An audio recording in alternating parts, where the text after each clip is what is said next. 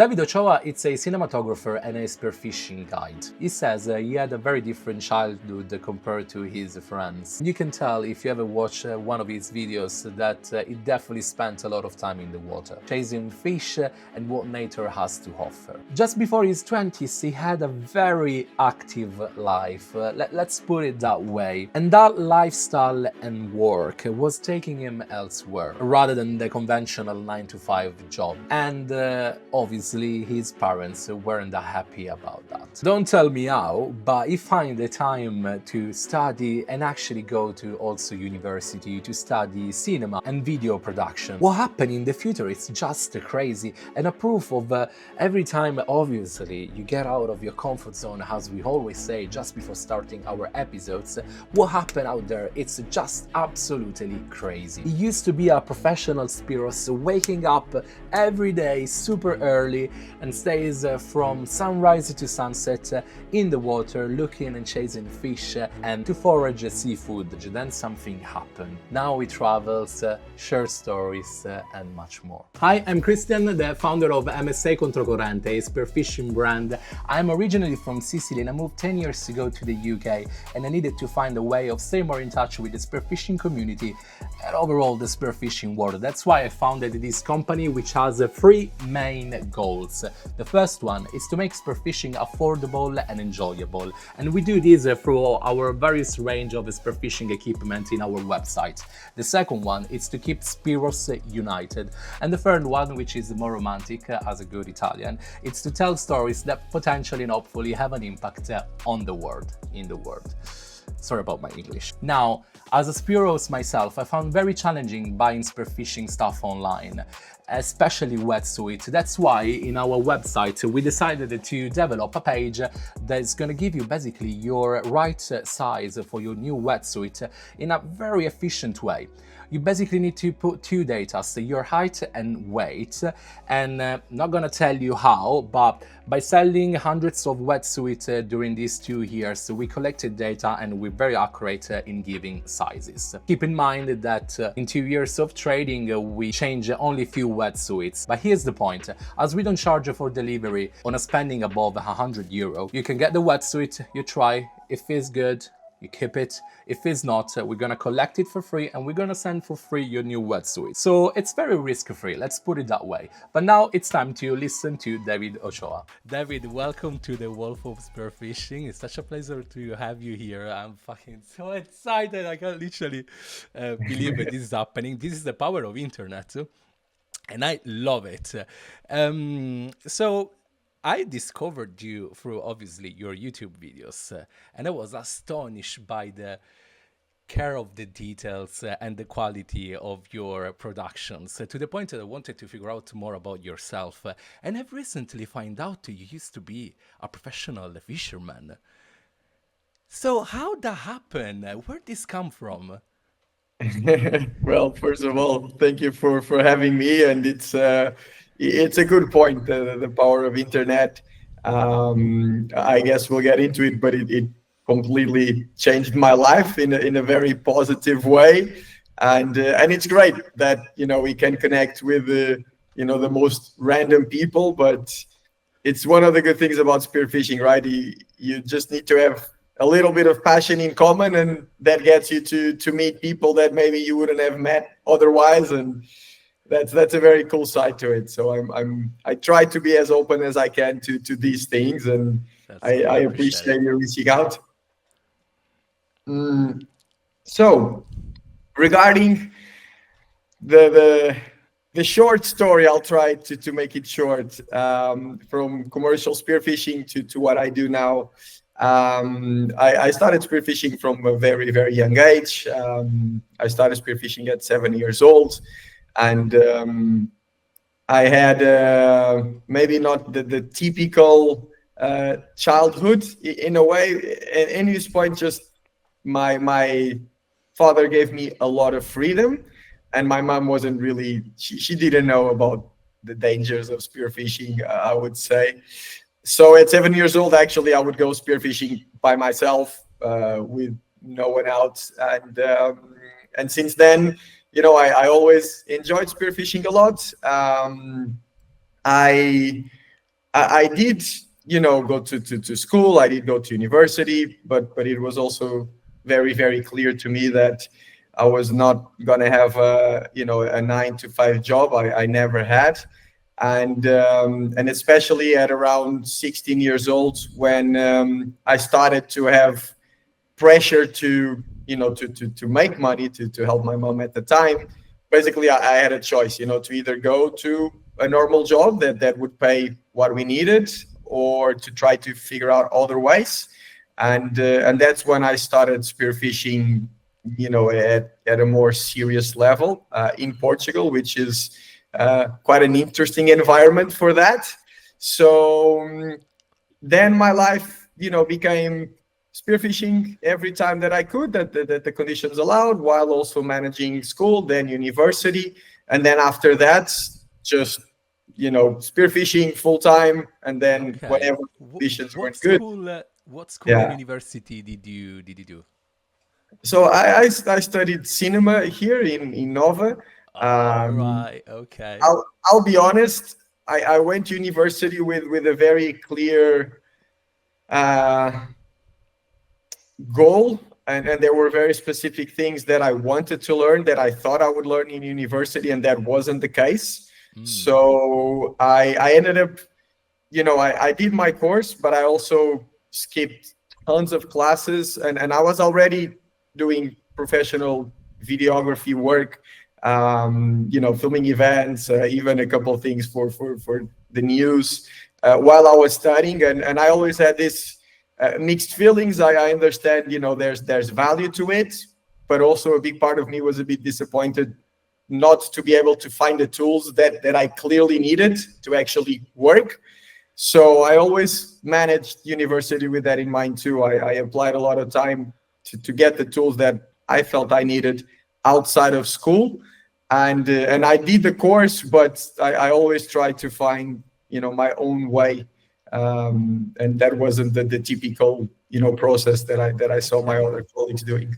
When you were studying what you studied, was what you're doing now a part of the plan? No, not No. really, to be Okay. honest.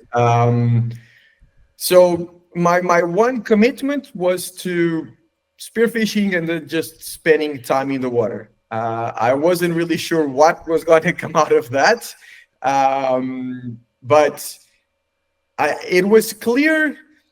I think even more than like having a vision or whatever you call, it was very clear to me what I did not want to do, and I think that Right. helps a lot. What did you know Um, what to do? yeah, yeah. I was not gonna have a 9 to 5 job. I was not gonna Okay. have. Okay. So, okay, that's clear. Okay. So that was the thing, and I was gonna find a way to spend as much time in the water as I could, and of course that didn't stop me for doing lots of things that are boring. Even nowadays, I spend a lot of time. There's many things that you need to do, to make a living as well. So I'm not. Um, I understand that you cannot just do what you want, but you can direct your efforts into creating opportunities that line up more with what you like doing. So if Okay. those So sacrifices are towards that, yeah, that's what I want. something is gonna happen. Yeah, I like this approach. So I'm curious about this. So you were studying what you were studying. You never thought about what you're doing right now, and in some sense, you didn't want to have a 9 to 5 job. So you never thought about cinema actually work as a job, or I don't know, doing ads for companies. So basically, you're a very creative person that want to stay in the outdoor and have no fixed times. Did you like people, or do you like at that time, did you like people telling you what to do and how to be creative in specific things? Was it something that was bothering you, or it was just part of this thing that you didn't want to? Yeah. Other than maybe my family at the time, my father and my mother, which were, they never stopped me from chasing those dreams, Wow. you might say. But it was clear that spearfishing should be a hobby, and then you have your serious job, and your job is supposed to be what it is. you sell your time for money, and then if it sucks, it doesn't matter because you're still gonna choose what pays you best, and then you have your hobbies. But honestly, I I never felt much of a struggle. I think from a young age, also I believe the time that I spent alone, even in the Azores and in many places, I had to be okay with dealing with my own choices. And while that was there, I never really felt that that there was having a big role in my decisions. I listened to it. I understand. I still chose what I believe was best for me. And then about everyone else, honestly, I really couldn't care less. Like Okay, my so you never family, I felt would. that I you would you never felt this pressure, which is basically one of the most determinating thing in people's lives, like the influence of parents. So when did you actually start getting money out of the ocean to get a living out of it? Yeah. So in Portugal, a lot of people spearfish and sell fish or seafood in all kinds of ways. Even though the law says you're not supposed to, that's just something that happens. But then I actually managed to get a commercial license for seafood, and that was my commitment. Even though I also spearfished a lot, my main job was to go out and catch lobsters, barnacles, spider crabs, the seafood that I was allowed to get commercially. And then, you sell it to the restaurants. Hard work, cold waters, rough seas, lots of times, spending, easily 10, sometimes 12 hours on a shore dive. It's not easy. And it was also very clear to me that even though I love spearfishing, I did not want to be doing that when I was 50 years old. That was Right. also very clear to me. So, yet again, I didn't know what was going to come out of that. I did know that I love spearfishing, but more than anything else, it was very clear that I did not want to do this when I was 50. So, all the time that the conditions were too rough or that I couldn't go spearfishing, it was also very clear to me that I needed to work very hard to find alternative solutions still within what I love doing, which is spending time in the water. Was he good money, David, or it was kind of a challenging job in that So sense? yes and no. The really good thing about it is that a lot of times, or I would say most of the times, it's proportionate to what you're willing to do, right? At the beginning, no. Of course, it took me a long time to improve my skills to a point that it was decent, because there's Okay. also that side. You need to invest in learning how to do it and the spots and all those things. But the good thing was, if you're willing to go diving from sunrise to sunset, and if you're doing the right things, staying healthy, staying in shape, you will get way more rewarded than if you wake up late and go at 10 and maybe you're Yeah, hangover yeah. from the previous night. And I actually saw that also around me, and I was always very motivated by the reward of giving your best, or at least a Yeah. bit of a relationship there. Of course, there's luck, there's always many factors that you cannot control, but if you look throughout the year, you can see that if you work hard, you will get rewarded. And the opposite is also true. And that also goes back to what I also did not like about the typical job, which is you get that fixed money, and even if you work very, very, very, very, very Yeah. hard, it's not clear that you'll get rewarded, and the other way too. And then you might be sitting next to people that are not doing anything, and they're still getting rewarded the same way. Yeah, yeah, yeah. Fair enough. Wow. Did anyone introduce you to that, or it was more of a, you know what? Let's give it a go. I think it was very, very progressive. I never had like anyone that showed me the ropes in that sense, I would say. Um, and again, especially my father was clearly against trying to make a living off of spearfishing. But even when I was a kid, like for example, I spent a lot of time in the Azores, and when I would go spearfishing, it was always very clear that whatever you catch, you must eat, or some people around you must eat. But also, honestly, at the time, you're like 12, 13, 14 years old. You just want to go in the water and have fun. You're just excited about it. You're not really thinking of spearfishing as a means to an end, and the whole thing of sustainability and getting your own food. At least for me, that was clearly secondary. I wanted to be in the water because I had a lot of fun. For me, it Okay. was just fun to chase fish around. So then I would come back, and it was actually good that I would go and find this old lady to give fish to. And that was nice, but that was almost like an excuse just to be in the water to go and have fun.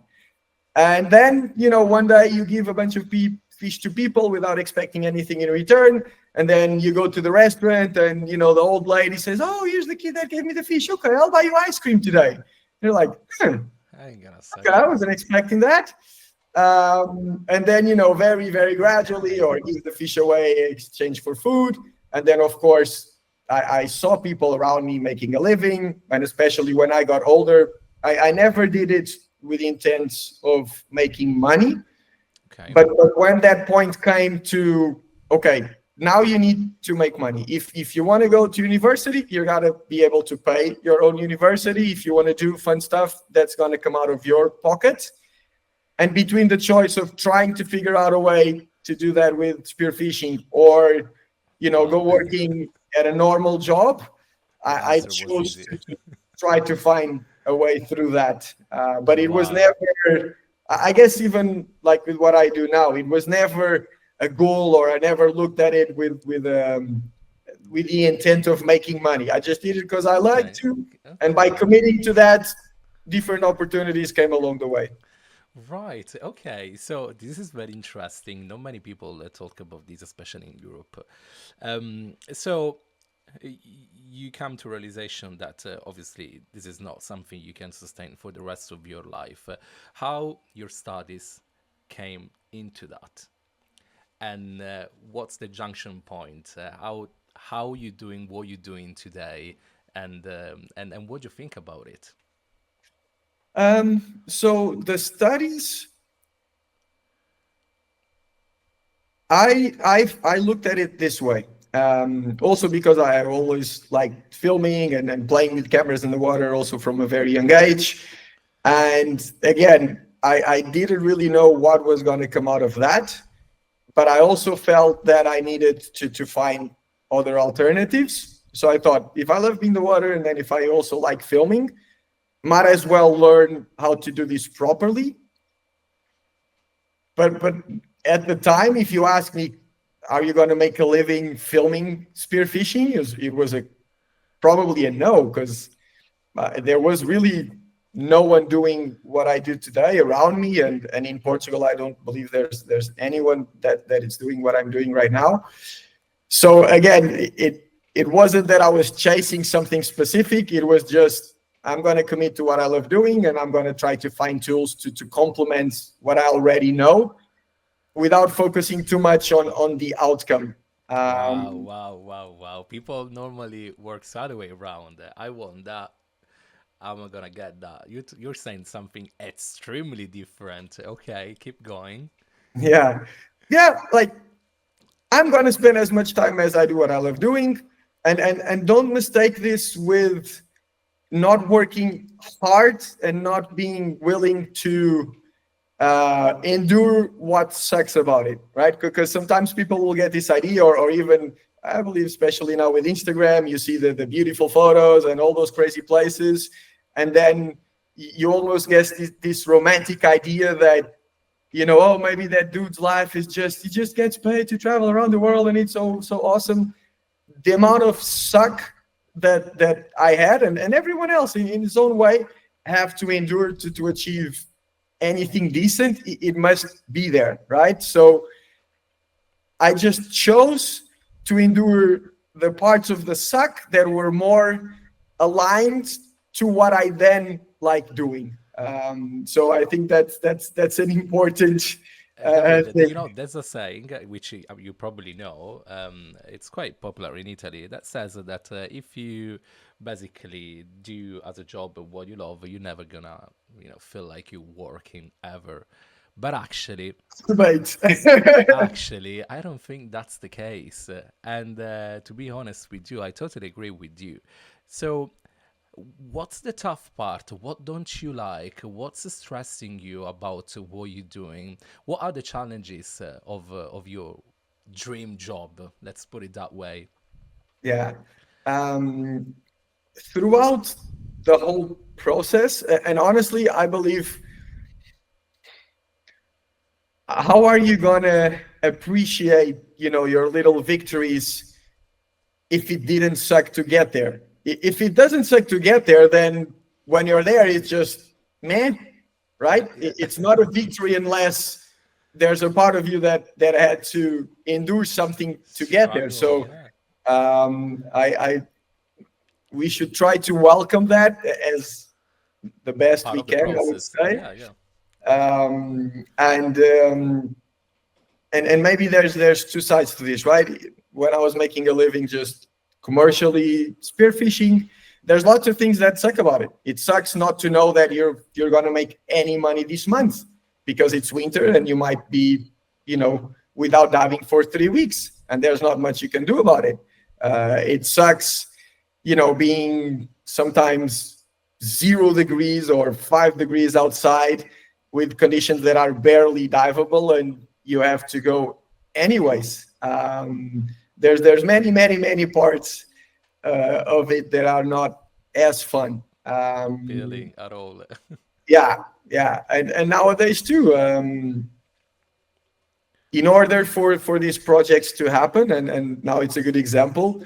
The reason why I actually have the time to be here now sitting with you is because it's January, and I need to come up with plans for the year and propose it to my guests. And there's a lot of really boring work, from setting up logistics to making proposals to go to places that you don't even know that if you're going to go to, dealing with accounting and very very boring things that, honestly, if I could delegate, I would be very happy not to have anything to do with. But if I want to have the cool experiences of going to these places, then I also need to understand that I need to do this very very boring work.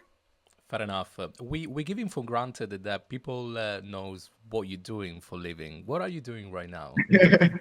That's a good point. Right now, my job basically is to select places around the world, and then put up plans together to go and experience cool things in the water. It's not really just spearfishing, actually.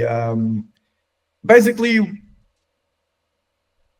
there's almost like a goal when we travel, and a lot of times that's just wildlife interactions, wanting to go see crazy bait balls in the Azores, where the goal might be to find whale sharks feeding on bait balls, or trying to spearfish a big tuna, or interact with blue sharks, whatever that is. There's a big side to it that it's about spearfishing, but I also love filming, and a very very big part of it is just to try to witness special things with nature underwater. Let's say. I believe that's as a fan, as a witness, so what you do through a screen, that the most attractive thing about your videos um, are um, very different based on the platform. On Instagram, I love how you're able to capture this wilderness of the movements of the fish. I fucking love it. I'm there with you, David. I'm there with you. Thank you. And a couple of days ago, I was thinking about that must be, and now you're going to tell me if I'm right or wrong, a result of being a great Spiro, because you need to be able to move properly in the water and almost to shoot the fish. with a spear gun or with a camera, and I'm just in love with this. Where on YouTube, I just love fucking everything, like the scenarios and the action and the sense of community and the message. And I'm gonna become too romantic here, but I love how different these two type of productions you do are unique in their own ways. How does it work? Because I've been asking myself many times. I'm a bit lazy, so I didn't went through a full check on your website on how your services works, because I had the opportunity to ask you directly. How does it work to travel with you and do some of these great experiences? Okay, so I'll answer the first part first. Okay.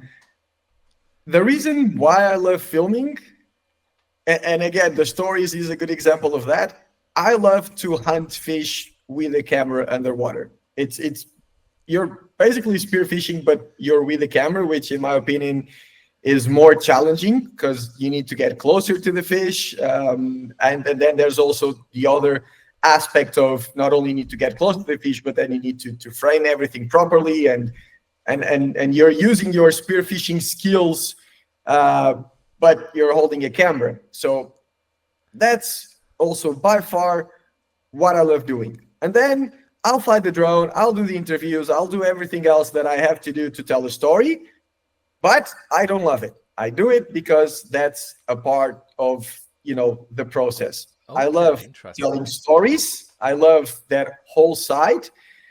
But if you ask me if I'm super excited about flying the drone as I am with getting the camera in the water, no, I am not. I do it Interesting. because it's a part of the bigger picture that I really, really love doing. So that's Okay. one thing. Another thing too, and I guess this goes to your second part. Nowadays, basically, I have a small group of guests that I do many trips around the world with. Some of them we've done, more than 20 trips, Wow. and basically I'm pretty much always booked throughout the year. So nowadays, even if people reach out to me, I'm always very happy to help and give tips if I can. But it's not, your standard charter that you go online, you book a trip, a normal trip. That because I've done that before. I've lived in Madagascar, and we were there. The boat was there. You book your normal trip. We take you out. We go back. This is not really the case anymore. Nowadays, I really try to always come up with very, very cool ideas. Also, personally, places that I haven't been there, things that I really want to see. And then because we share the same passion, then the people that I travel with, I believe they will also enjoy doing that. Okay. And then, depending on the schedule, sometimes new people might come in. But the way that I work now, it's basically this. It's a Completely small group of different. people that keep me very, very busy. And then every once in a while, if I can, I'll try to make space for someone new. And on top of that, as a guest, you get a fucking film out of it.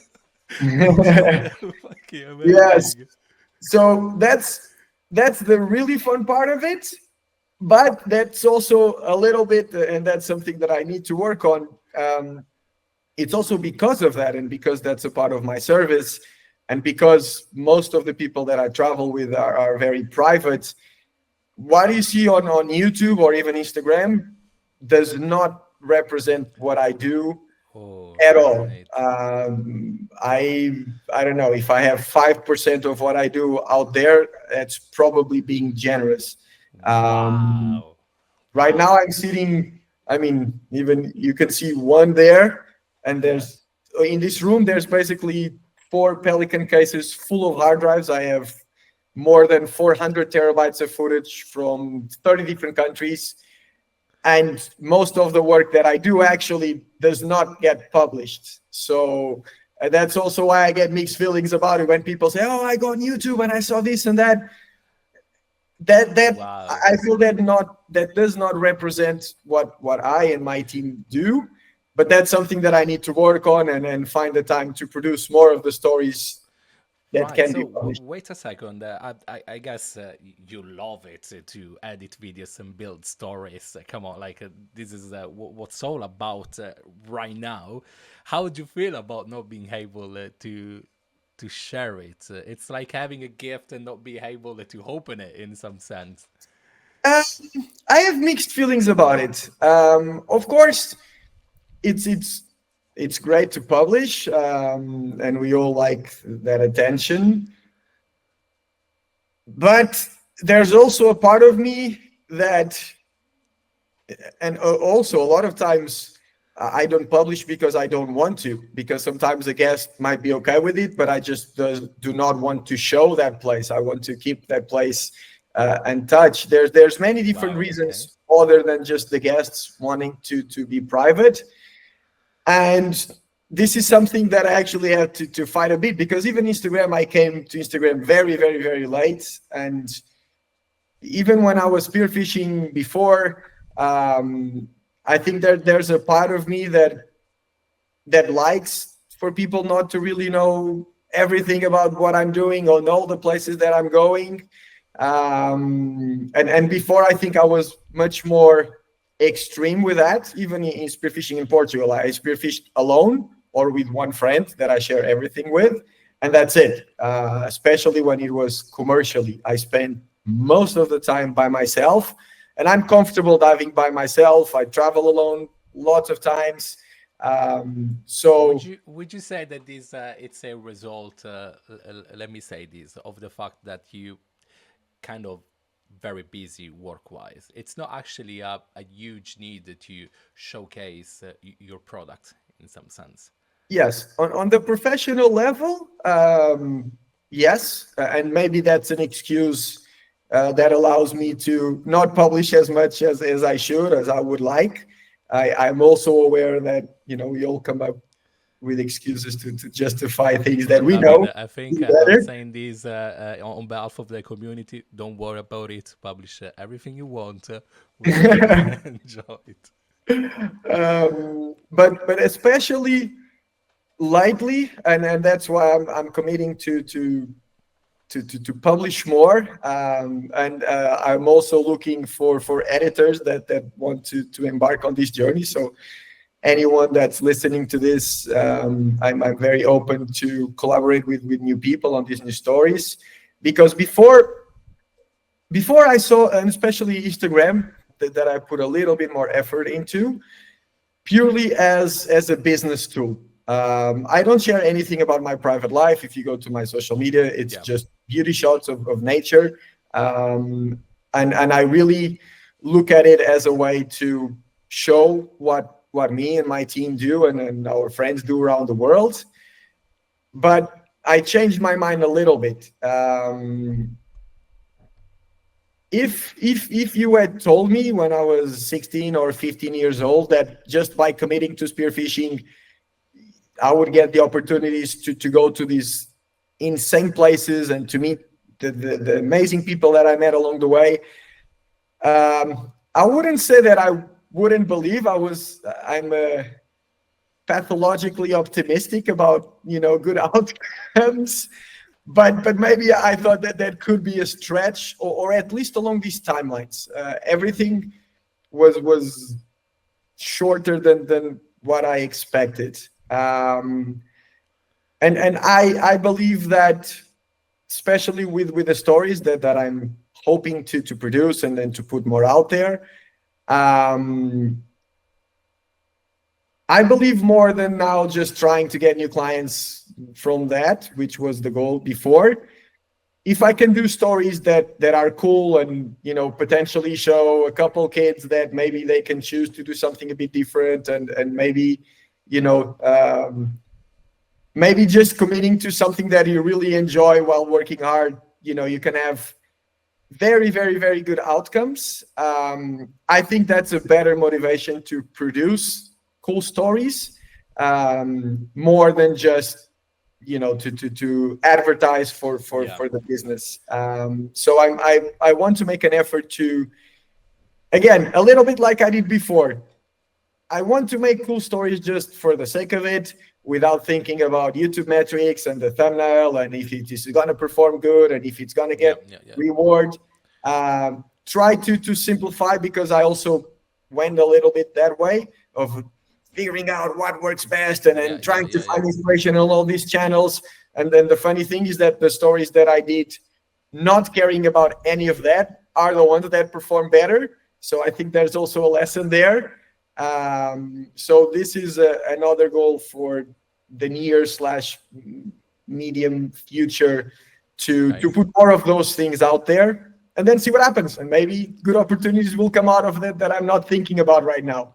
I share totally that with you. It's nice to have the feeling that in some sense you have this kind of opportunity, power to send a message out there and have an impact on people's life. I think that it's really fulfilling. And in these regards, would you say you have some regrets in your life? Oh, like I don't believe regrets are very good for you. I try not Okay. to. I see regrets as, you're holding some resentment with Yeah. yourself, right? If I've done mistakes, fucking loads of them, many things that I would have done in different ways, either in business, in life choices, in dealing with friends, many things that I would do Done differently differently. now. Yeah. Um, but you try to learn from that, be humble, acknowledge your mistakes, and And move do on. I better don't in the have future. anything that it's like lingering, Holding you I would back in say. some sense.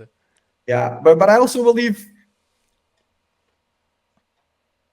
uh, being humble and recognizing those mistakes and when you were not as good as you should, I think that helps, because if you try to learn those lessons, then I don't think it's really a regret anymore. It's actually, you had to go through that so that you're a different person now and you learn from that. And if you learn from that, even if it was a negative experience at the time, it's actually positive if you come out of it better, or you try. And I think that's how I look at it. If I can learn from that and become just a little bit better, then I don't feel like regrets in that sense. I guess it's not clear the way we perceive it, but this is my perception of it. Wow, I need a few seconds to absorb that.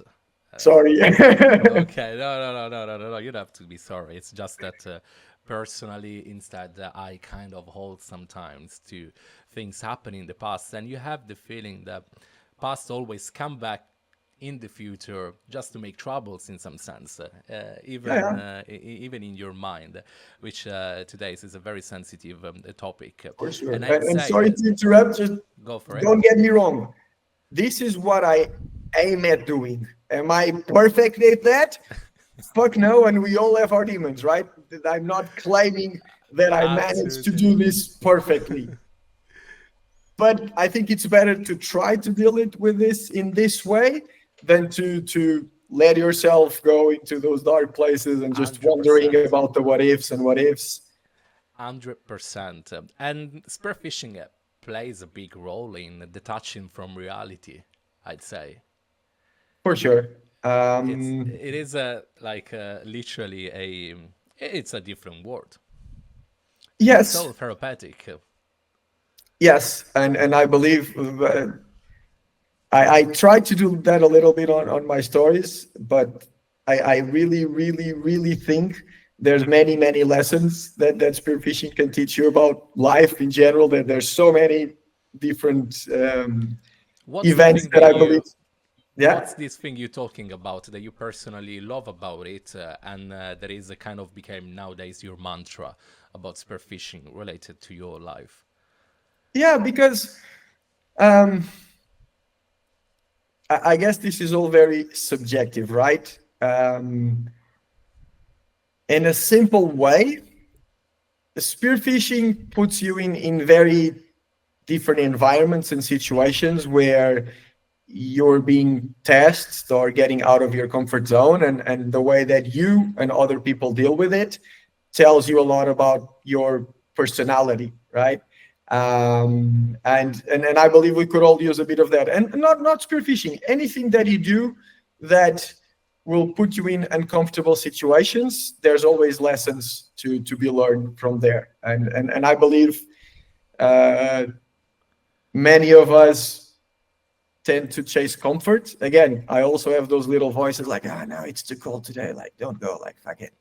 And it's good to keep a certain level of uncomfort, I would say, in your life. And I Okay. think the most important one, I think it's humility, because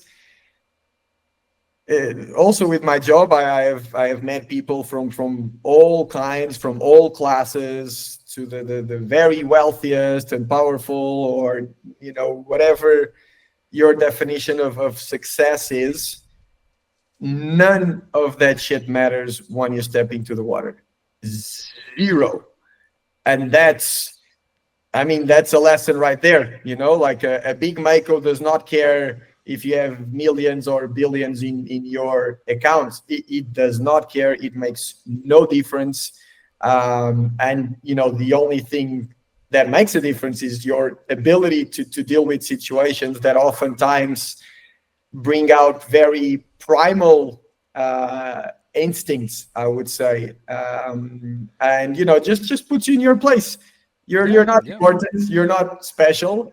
We're just clumsy little things in the water that You know what barely I'm know how to thinking move. about? In Italy in the 50s, we had a famous actor. I think it was 50s or maybe earlier than that. We had a famous actor that did the history of cinema for, I would say, lower middle class, which was called Totò. This guy had wrote a lot of poetry and lines which are still nowadays very popular. One of them that I'm really fascinated about was when you're a builder and you use like that tool to make sure it's like the surface is Mhm. flat. How would you call this? I can't name it. I I can't don't even know. It's the remember. one with a little bubble thingy, right? Yeah, I exactly. have no And clue. he was saying something very similar to what you were saying about death. Mhm. Death is there, and death is the same for everyone. And doesn't matter what you did in your life and what you didn't, it's gonna be the same for everyone. And doesn't matter if you were a rich person or a bad guy or a good guy, doesn't matter. A bit like spearfishing and the water and the wilderness. Talking about death, have you ever had any kind of almost scary or very scary experiences to the point you felt threatened in the Yeah. water? Personally, now now looking back, and I think I do, or I like to believe that I do a better job at that. Um, I was, I think I was always very conservative in the way that I dove in terms of depth and everything, and especially diving by myself a lot. I believe if that wasn't the case, I wouldn't be here. Um, but I was also a bit too comfortable in situations either with big waves, getting in and out of the water, or dealing with sharks. Many things that I believe I did my part to deal with things as best as I could, but I also think I was a little bit too comfortable in some situations that I look back now, and they were more sketchy than I gave them credit for, right? Mm. Um, I personally never felt threatened, but now looking back, there's a few situations either with sharks chasing fish around your legs, or getting. I have crashed one boat into the rocks where I literally had to jump out of the boat as a wave came and just washed over. And at those times I was just like laughing and then thinking that was like kind of funny. Not being stupid about it, I believe, otherwise I wouldn't be here, but maybe taking those situations a little too lightly. And I think now I'm a little bit more. careful in dealing with those situations. How old are At you, least David? that's what I tell myself. Maybe I'm going to say the same in 10 years about the guy that it's talking right now. Who knows? How old are you? How old are you? 34. 34. Okay, okay.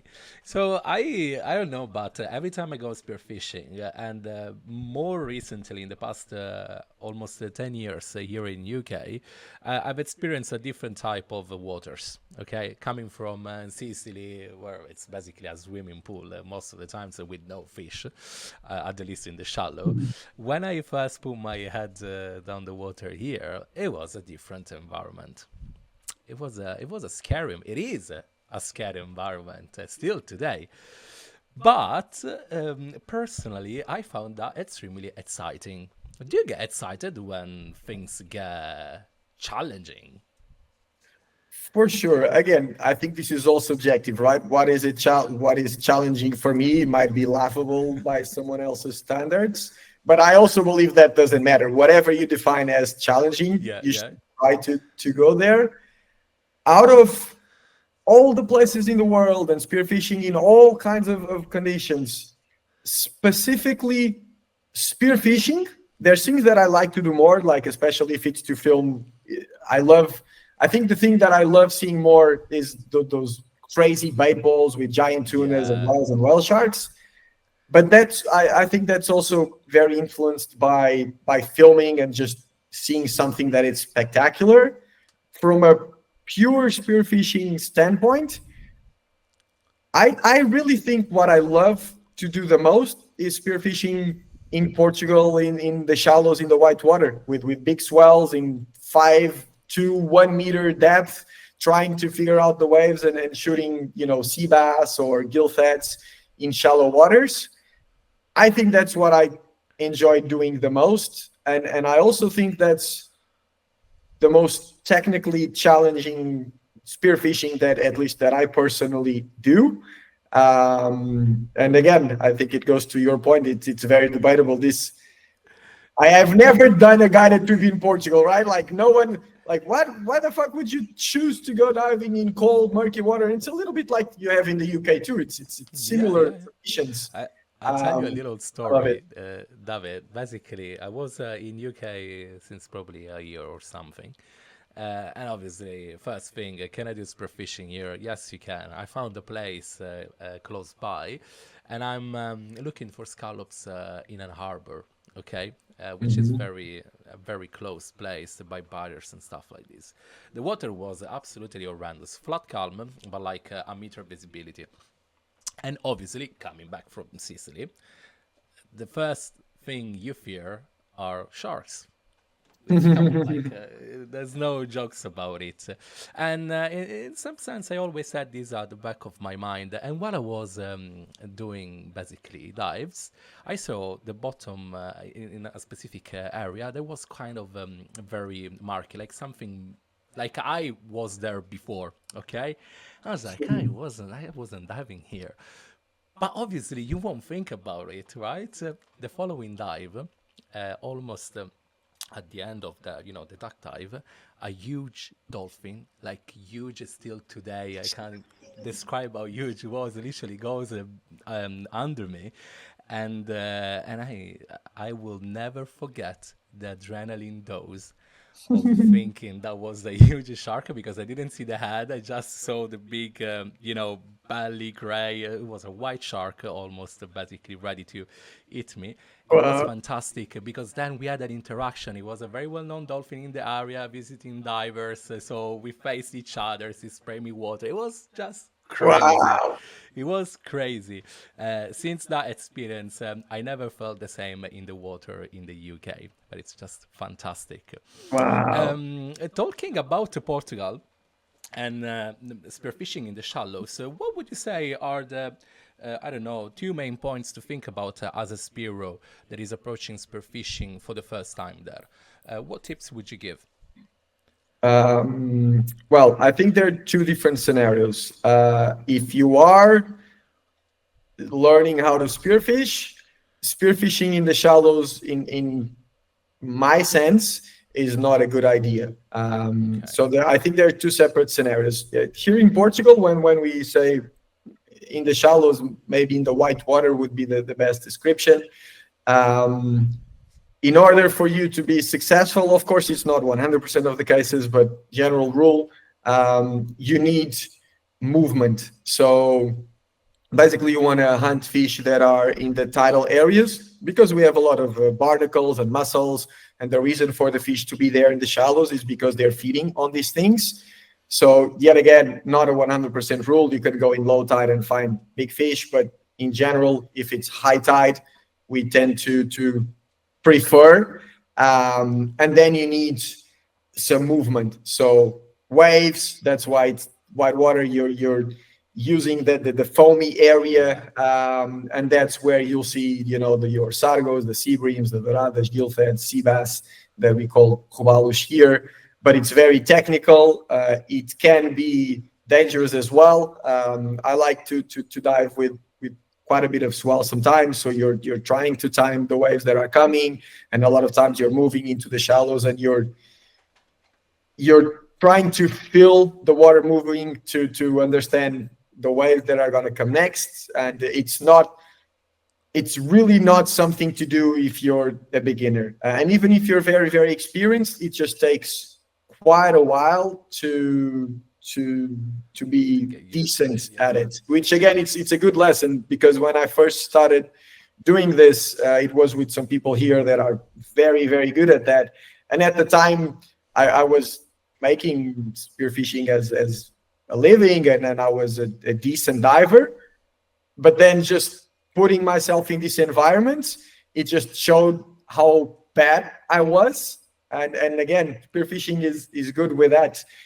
If you try Hunt you different down easily. environments and different places, it doesn't matter. You might be the best in your village.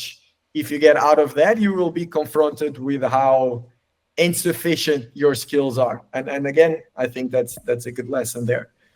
For beginners in Portugal, in general, then I think you should try to do the opposite. You should try to go to sheltered areas, try to avoid places with lots of water movement, and just general small guns, 75 centimeter guns. You'll need a 7 mil wetsuit, I would say, maybe 5 if it's with warmer waters. I use a 7, and if I'm staying the whole day in the winter, I'll use an 8.5. And then, you know, it's good because you can find a lot of fish really shallow, unlike Italy, for example, or Greece. So then I would say, go with someone. I talked quite a lot about diving by myself. I am completely aware that's not a good idea. And if you're diving, especially in the beginning, you should dive together. You should always dive together, Yep. 100%. There's no debate about it. Love it. It's my choice to do otherwise, and I think that's also something worth mentioning nowadays with social media and all of this shit. That I don't know. I feel everyone is so uh, judgmental, and everyone has this moral high ground. And while I acknowledge 100% that you should dive with the body all the time, I also know for a fact, if you do spearfishing for a living in Portugal, that shit doesn't work. So if you need to make a living, and if literally that makes the difference between your ability to feed yourself, your kids, your cat, then more important things will come first. And if you're judging someone, do your research before thinking you know better, because Yeah. you do not. Yeah. Yep. I choose, I'm aware of the risks. It's my decision. I understand it's debatable. I live with it. Well, but at the end of the day, that's another thing. Like, how do you say, being hypocritic? I can't remember in Yeah. English. Like, our industry, our community, it is so much in this sense. It's a bit like. We're not suggesting to do obviously these things, but we're talking about real life. Like, how would you expect to go and spearfish in the shallows with fast water with your boy, for instance? Yes, you can leave it out there, but again, that's another thing people always moan about, but the reality is different. Or if you want to get fish, obviously you're gonna have much better chance to get fish if you want to get fish on your own and not with people behind you or ahead of you. Like, it's a very complex world, and I think it's good to talk about these things. Obviously, like you're saying, there are good practices, legal practices that has to be Mhm. followed. But it's not only that. So it's nice to put everything on the plate, and then we'll let people take their decisions. What do you think, now that we're speaking the truth, let's put it that way, what do you think about spearfishing competition, David? Just before getting into that, I just want to Yep. complement that idea with also another one. Um, I'm very against the generalizations in spearfishing, whatever it might be. Even this thing that we're just talking about now, spearfishing in the shallows, it's with a high tide. Uh, yes, I guess that makes sense. But you can also go to the shallows and see the fish of your life. So all of these like 100% theories are bullshit in my opinion. While there are patterns that make a difference, and it's also the same here with buddy system and everything. Um, Even on my case, for example, if I'm hunting doggies or if I'm diving deep, for example, I will not dive 40 meters by myself. I will not do it. Luckily, I never had to do that for a living. Otherwise, maybe that would be different. But I do have my own rules, and there are many scenarios where I will not dive by myself. And if I'm diving with a buddy system, we do things proper. Okay. And then, of course, on the trips, we don't play around with it. Obviously, buddy system, there's always one buddy to the other one, and especially Yep. if it's me with our small group of guests, there's one guy per one client, and that's all very very clear. So then again, I just have a hard time with the This universal type of, rules, like, oh, yeah. therefore you should always do that. Yes, but like you said, if you need to get seafood for a living or fish or whatever it is, and if it's in a place like Portugal, you're gonna have to choose between being safe, fair enough, not arguing against that, or giving yourself more chances at succeeding. And if you're in a position where that really makes a difference, and I know many people that does make a difference, and the ability to get 200 euros or 50 euros makes a difference at the end of the month, then you cannot blame people for doing that. There's a Yeah. risk for sure, as long as it's something that you're conscious about it, and in my opinion, try to do your best to to be conservative and not Yeah. be dumb. But it's at the end of the day, people can choose to take the risks and then deal with Yeah, the yeah, consequences. absolutely. It is You what made it a good is. point. Also about, I'm just gonna precise these. Obviously, you might have less chances in regards of the spearfishing with a body, especially in context like maybe more of the Italian one, where literally it's desert in the water. But actually, I'm gonna shoot a positive bullet in this sense. It's an Italian saying.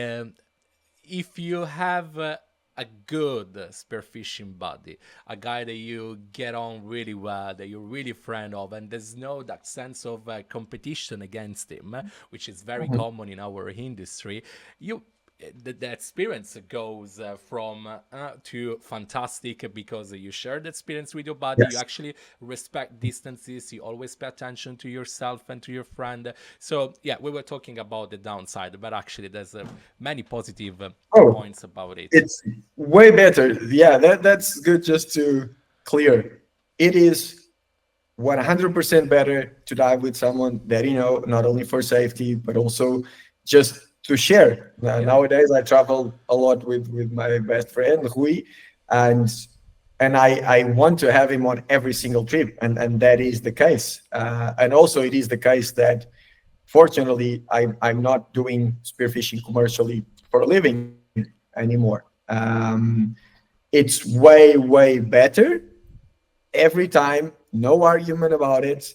But there are cases where, maybe you don't have anyone to go out with and you need to Yeah, make money today, and between not going out or going out, there's just many situations. And yeah.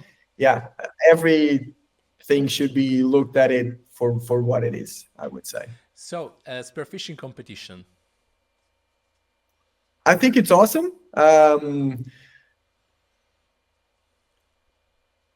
It's just, again, like spearfishing in the white water or diving deep or whatever it is. It's a different side of the sport. Portugal had quite a heritage of spearfishing competitions. Nowadays, it's really falling apart. But we have world class divers, especially in the white water. In the shallows, we are very, very, very, very good. Also Spain and a few others. And you can learn a lot. I've never competed myself personally. I have been in touch with that world for a while when I was younger, and I went out and helped prepare competitions with some of the very, very best. And you can learn a lot. And I really believe that even the way that the rules are made, at least in general and in Europe, most of the times, really the better spearfisher comes on top. And I have a lot of respect for the guys that are very, very good at it. I personally always chose to, because basically you need to invest quite a lot of your money and Yeah. time. The reward is zero. So you do it because you love doing it. And I respect people that they do that. If I have to choose between competing or going to Cape Verde and explore new places, for me, it was always a very, very easy call. Um, I think it's eventually something that I will try, because I respect a lot, and the level is really, really high here in Portugal. But personally, I never really had the drive to chase it myself. But I think there's a lot to learn from it, for sure. Okay. I want to close this episode with what's like your. I mean, before saying that, I've understood now through this our talk that you live and experience life, and whatever happens happens. But have you got like some dream in your draw, something I just wanna get there, wanna achieve that. What's right now your dream, if you have one? Hmm.